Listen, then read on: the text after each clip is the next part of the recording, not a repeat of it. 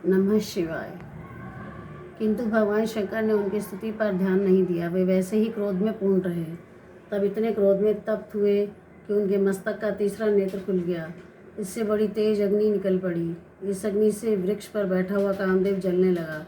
फिर पके हुए फल की भांति वृक्ष से गिरकर भस्म हो गया। काम के भस्म हो जाने पर देवगण दुखी होकर रोने लगे। श्री पार्वती जी सखियों के साथ घर चली आईं।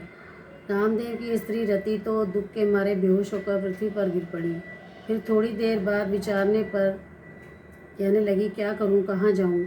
देवताओं ने मेरे साथ बहुत बुरा किया, जो मेरे पति को यहाँ भेजकर भस्म करा दिया। उसके करुण विलाप को सुनकर चराचर जीव भी दुखी होने लगे। इसके बाद इंद्र आदि देवता वहाँ पहुंचकर रति को धैर्य देते हुए समझाने लगे। बोले, हे देवी, यह संसार दुखों की खान है। कोई भी किसी को दुख सुख नहीं दे सकता। सब कोई अपने कर्मों का फल भोग रहे हैं। हे रति देवी, धैर्य धारण करो। शोक करने से क्या होगा? अब तुम धैर्य धारण करके अपने पति की थोड़ी भस्म लेकर अपने पास यत्न पूर्वक रख लो। शिव कृपा से तुम्हारा पति फिर से जीवित हो जाएगा और तुम्हें अवश्य आकर मिलेगा। ब्रह्मा जी बोले, हे नारद जी, इस प्रकार रति को धैर्य देकर देवता लोग भगवान शंकर के निकट पहुँचे। उन्हें प्रणाम तथा स्तुति द्वारा प्रसन्न करके बोले, हे प्रभु, यह काम कोई अपने स्वार्थ के लिए कार्य नहीं कर रहा था। वह संपूर्ण देवताओं का कार्य था। दैत्य तारकासुर संपूर्ण देवताओं को अति पीड़ित कर रहा है। उसी के विनाश के लिए यह कार्य था। आप कृपा करके क्रोध शांत करो और दुखित होती हुई एवं रोती हुई उसकी पत्नी रति को चलकर समझाने की कृपा करो। तब सदाशिव बोले, हे ऋषियों तथा देवताओं, अब तो मेरे क्रोध के कारण जो कुछ हो गया सो हो गया। उसका कुछ हो नहीं सकता।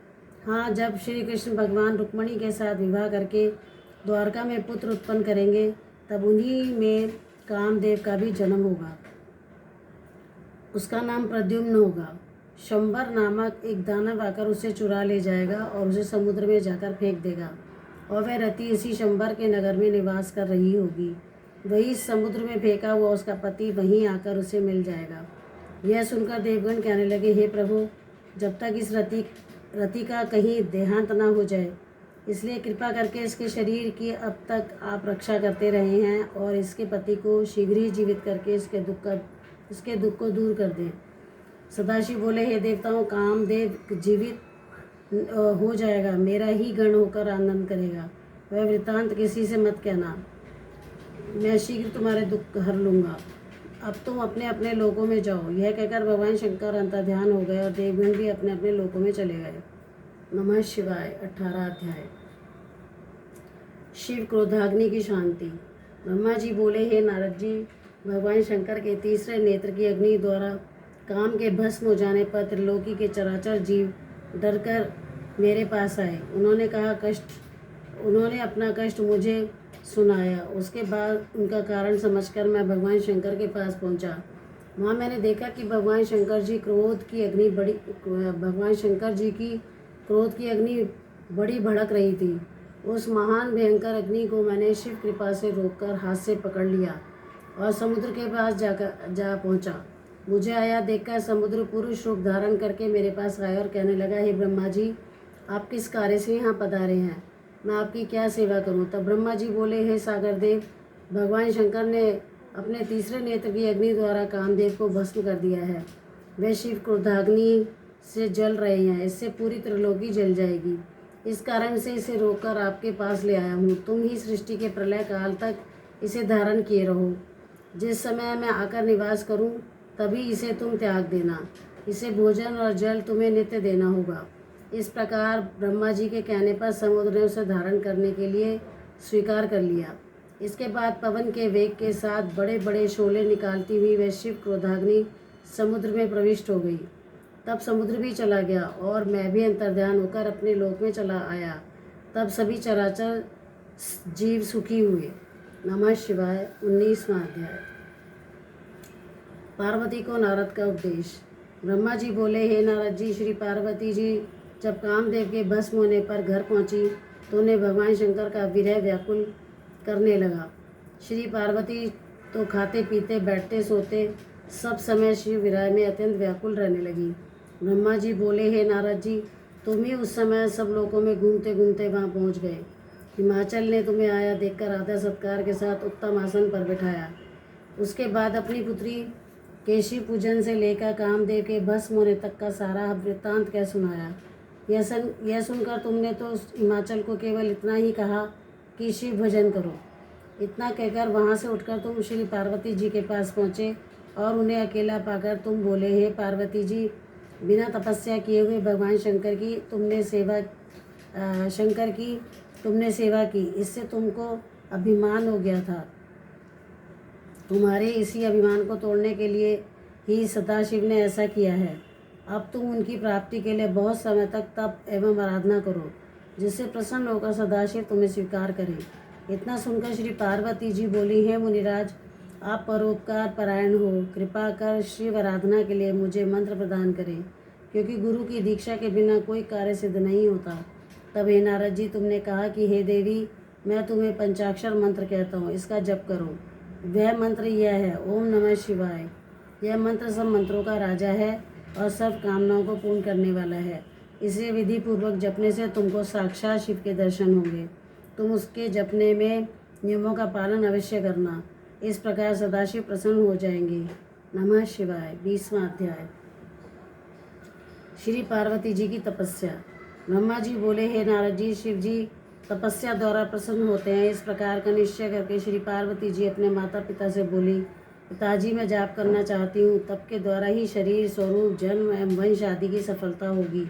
इसके बिना आप कोई उपाय नहीं है, इसलिए आप कृपया मुझे तप करने के लिए आज्ञा दे दें। यह सुनकर हिमाचल बोले, हे पुत्री, मुझे तो तुम्हारा विचार बहुत अच्छा प्रतीत होता है। तुम अपनी माता से भी जाकर पूछ लो, यदि वे आज्ञा दे दें तो बहुत ही उत्तम होगा। यह सुनकर पार्वती मैना माता से पूछने लगी, हे माता जी, आपकी अति कृपा होगी, आप मुझे तप करने की आज्ञा दे दें।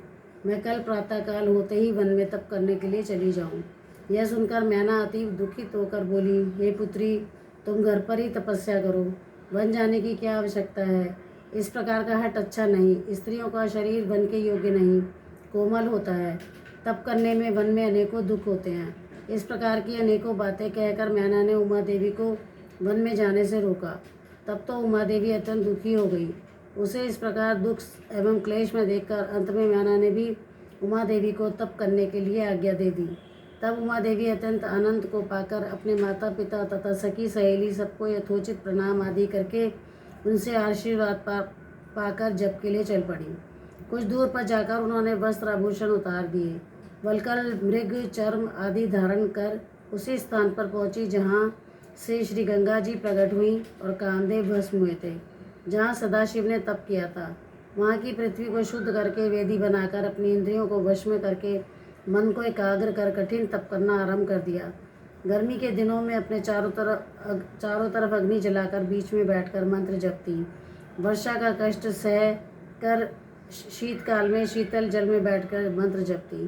खाना पीना, वायु आदि का सब विचार छोड़ दिया।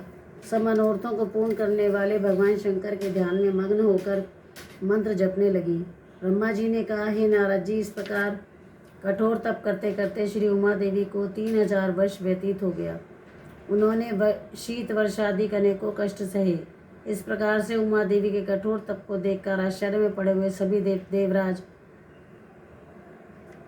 उनके दर्शन के लिए आए। इस प्रकार का कठोर तप आज तक किसी ने नहीं किया था। नमः शिवाय। 21वां अध्याय। उमा के कठिन तप को देखकर देवताओं का शिव जी के पास जाना। ब्रह्मा जी बोले कि श्री नारद जी, श्री पार्वती जी के तप द्वारा त्रिलोकी तप उठी।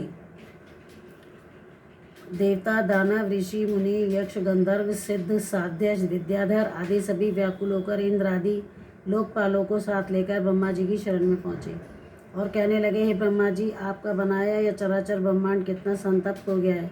इससे दुखी होकर हम सब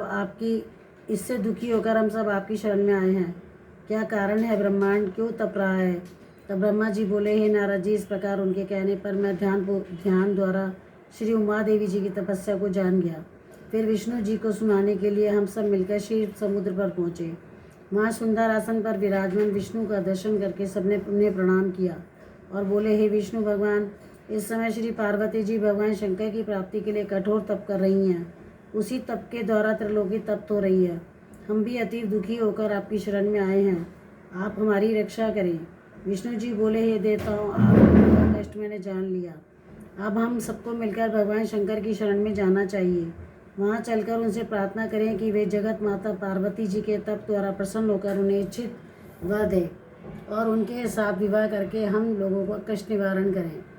भगवान विष्णु के कथन को सुनकर डर कर देवता बोले, भगवान, हम तो भूलकर भी भगवान शंकर के पास नहीं जाएंगे, क्योंकि उनका क्रोध हमसे नहीं सहा जा सकता।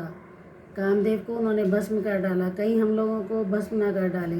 हे नारद जी, इस प्रकार भयभीत हुए देवताओं को विष्णु भगवान समझाते हुए बोले, हे देवताओं, भय मत करो, भगवान शंकर परम दयालु हैं, वे तुम्हें जलाएंगे नहीं। मेरे वचन पर विश्वास करो, वे तो हमारे एवं आप सभी के स्वामी हैं। अब आप शीघ्र उनकी शरण में पहुँचो, वे हमारी अवश्य ही रक्षा करेंगे। ब्रह्मा जी बोले, विष्णु के वचन सुनकर सभी देवता भगवान शंकर के दर्शन के लिए निमित्त चल पड़े। इससे प्रथम तप में मग्न श्री पार्वती जी के दर्शन एवं उनकी प्रशंसा करते हुए फिर श्री शंकर भगवान के निवास स्थल पर पहुँचे। दूर से ही भगवान शंकर के दर्शन करके भयभीत देवताओं ने पहले नारद जी को उनके पास भेजा। नारद जी तो निर्भय होकर शंकर जी के पास चले गए और वहाँ उन्हें परम आनंद में विराजमान देखकर देवताओं को बुलाने के लिए लौट आए। फिर सब देवताओं को साथ लेकर भगवान महादेव जी के पास पहुँचे, जाकर शिव जी को प्रसन्न किया। फिर उन्हें आनंद के साथ अपने आसन पर विराजमान देखकर विष्णु भगवान आदि देवता उनके चरणों में बारंबार प्रणाम करने लगे। नमः शिवाय। 22वां अध्याय। महादेव ने तब उन्हें अभय वरदान दिया।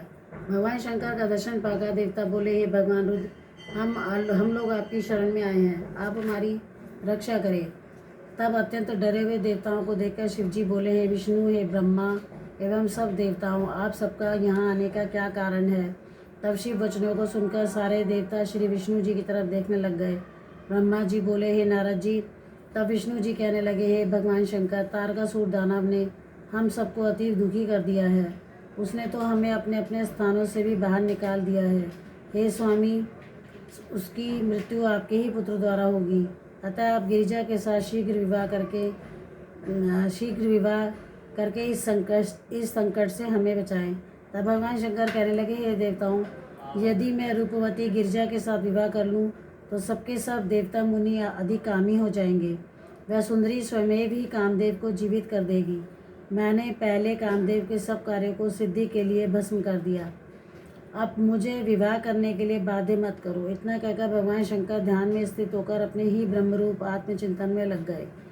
तब शिवजी को इस प्रकार ध्यान अवस्था में देखकर फिर नंदीश्वर से विष्णु आदि सब देवता कहने लगे, हे नंदीश्वर, अब क्या करें। अब इनके प्रयत्न हो जाने के लिए कोई उपाय बताइए। नंदीश्वर जी ने कहा, हे विष्णु आदि सब देवताओं, आप भगवान शंकर जी की प्रार्थना करते रहो। भगवान शंकर तो अपने भक्तों के ही वश में है, अत्यंत प्रसन्न होकर आप लोगों के मनोरथ पूर्ण कर देंगे। नंदीश्वर जी से इतना सुनकर श्री देवता भगवान शिव जी की स्तुतियाँ करने लगे। अत्यंत दीनता के साथ प्रार्थना स्तुति करते करते देवता लोग रुदन भी करने लगे। ब्रह्मा जी ने कहा, तब मैं एवं विष्णु दोनों मिलकर भक्ति के साथ शिव की प्रार्थना करने लगे। तब भगवान शंकर की समाधि खुली और हमारी ओर प्रेम से देखकर बोले, हे देवतागण, तुम लोग मिलकर यहाँ क्यों आए हो, मुझसे कह दो। तब विष्णु जी बोले, हे देवादिदेव, आप सर्वज्ञ एवं अंतर्यामी हैं, हम तो आपकी शरण में ही हैं। हे स्वामी, श्री पार्वती जी के साथ विवाह करें, पुत्र उत्पन्न कर तारक दानव से हम लोगों की रक्षा करें। श्री पार्वती जी तो नारद के उपदेश से आपके ही अर्थ कठोर तप कर रही हैं, उन पर कृपा करें। तब भगवान शंकर हंसकर कहने लगे, हे देवताओं, मनुष्यों के लिए विवाह एक जेल खाना है, बड़ा भारी बंधन है। इस लोक में कुसंग तो कई प्रकार के हैं, उनमें मुख्य स्त्री संग है, उसी से ही विषय वासना बढ़कर बंधन में डाल देती है, मन उसी के वशीभूत हो जाता है। मैं स्वयं तो चाहता हूँ इस बंधन में ना पड़ूं, परंतु मैं भक्तों के अधीन हूँ, इन लोगों के लिए हित अनुचित कार्य भी कर बैठता हूँ, इसी कारण मैं आप लोगों की प्रार्थना पूर्ण करूँगा। हे देवता लोगों, तारकासुर द्वारा तुम्हें जो दुख प्राप्त हैं उन्हें निवारण करने के लिए इच्छा न होने पर भी मैं श्री पार्वती जी के साथ विवाह कर लूँगा। अब तुम निर्भयता पूर्वक अपने अपने स्थान पर चले जाओ। हे नारद जी, देवताओं के प्रति ऐसा कहकर भगवान शंकर मौन हो गए। नमः शिवाय। अब हम सायंकाल में 23वां अध्याय पढ़ेंगे। मुझसे पढ़ते समय जो भूल चूक हुई है उसके लिए मैं आप सभी से क्षमा प्रार्थना चाहती हूँ। मुझे क्षमा करें हे प्रभु। मुझसे जो पढ़ते समय त्रुटियाँ हुई हैं उसके लिए आज थोड़ा समय भी व्यर्थ हुआ और मैं अपनी गलती की क्षमा चाहती हूँ। जय गुरु जी, शुक्राना गुरु जी। ओम नमः शिवाय। शिव जी सदा सहाय। ओम नमः शिवाय। गुरु जी सदा सहाय। जय गुरु जी, जय गुरु जी, शुक्राना गुरु जी, हरदम हर पल शुक्राना गुरु जी।